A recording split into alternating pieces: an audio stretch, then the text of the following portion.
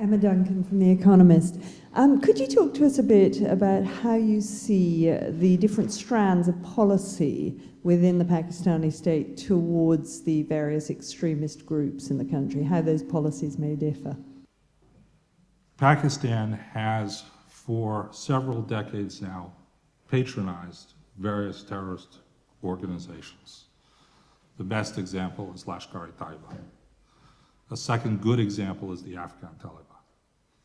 At the same time, though, it increasingly finds itself in the last 5 years the victim of the offsprings of those terrorist organizations, like the Pakistan Taliban.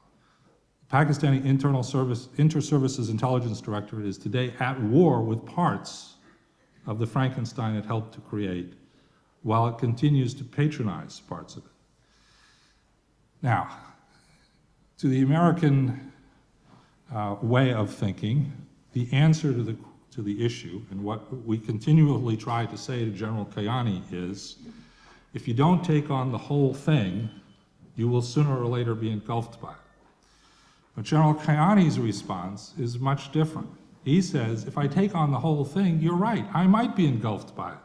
So much better to preserve my classic policy of divide and try to use those parts that are still usable for my own reasons, even as I fight the parts which have gotten out of control. In a very short encapsulation, that's the problem between America and Pakistan today. We want them to do it all, and they say, let's do one part at a time, and I don't want to give up some assets that are just really important to me. But there is a shift. I mean, the There is a events of shift. the last year and a half, 2 years. Pakistani soldiers are dying in record numbers in fights against militants. One cannot ignore that.